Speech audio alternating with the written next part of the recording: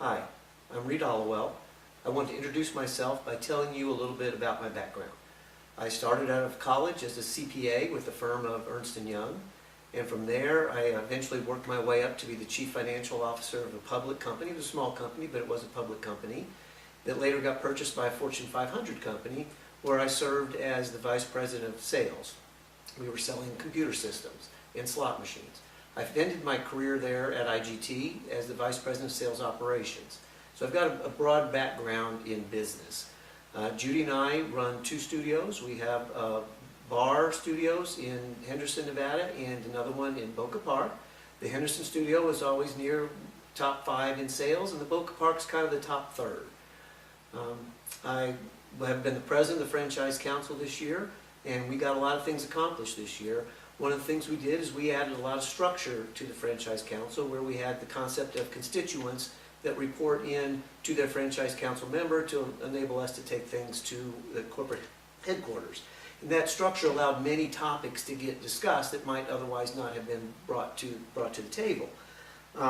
We always don't get what we want. The Franchise Council and HQ, it's not a democracy.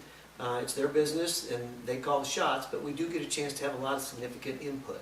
And a lot of the input that we did this year was on how the rebranding was done and using the National Marketing Fund to help pay for it. Some of the Pinot perks, nuances that came out were a direct result of the Franchise Council. We helped with the technology roadmap in setting what was the priority to do, and then also address some of the supply issues that we have with paint and sip supply. So overall, it was a good year with the Franchise Council. We put the Painting Library 2.0 on the development list. That's very important to us. I'm going to talk about that a little later, but that was a function of a decision that was made by the Franchise Council. And there were some things that we didn't get, that we pushed for, but we still didn't get them from HQ. We're still working on those things, but as I said, it's not a democracy, but it is a way to try to get what we believe we need as franchisees. A couple of examples of that is the logo. I'd still like to push to get a licensing that we can license the logo for our own use. We tried to get some website adjustments done when we were having kind of the website challenges. And we also would like to get feedback on marketing assets before they get finalized and pushed out to the field. So we're still working on those things, and if I'm reelected to the council, I will push again to have those things have to some level of change in our business. There were 3 questions that we were supposed to directly respond to. The first one is, what are the top 3 profitability issues that the Franchise Council should address? The first one for me is the Painting Library 2.0. That's so important because content is king. We need to have content to differentiate ourselves from our competitors, and one way to get that content is from our artist partners. And if it's difficult to get that new content in, we're not getting the content that we need. We have hundreds and hundreds of artists, and the numbers that are actually contributing is embarrassingly small. So I think if we had a better infrastructure to do that, which HQ is working on, that would allow us to have more content, better content, faster. That means more revenue and fall straight to the bottom line. The second thing I would work on is innovation.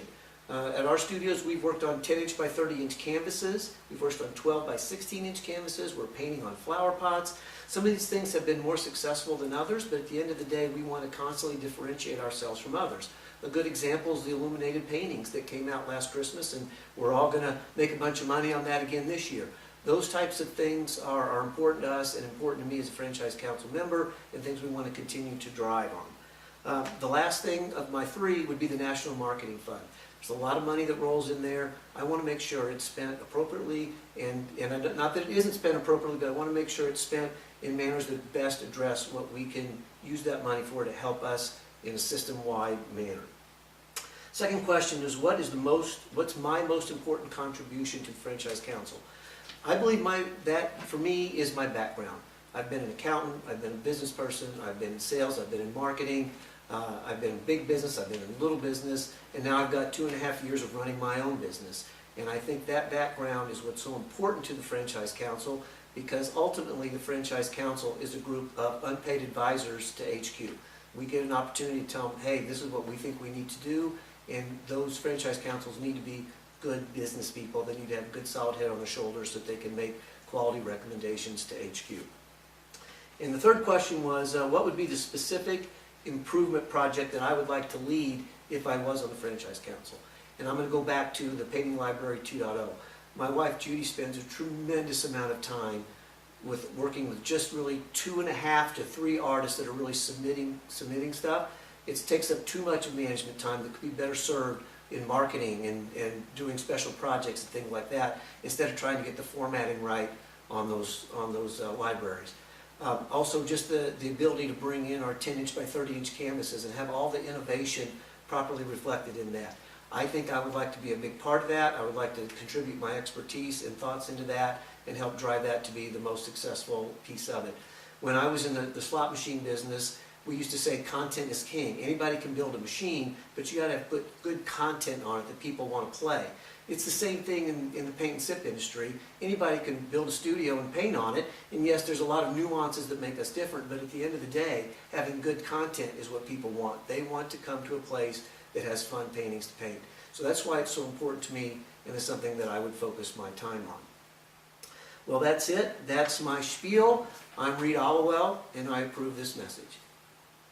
All right, go ahead and fade to black now. So how'd you think that went? Just okay?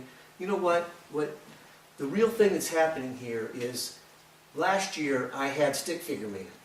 And this year, Stick Figure Man won't participate because he got embarrassed because of the wardrobe malfunction at the retreat. And without the Stick Figure Man, I might not get elected.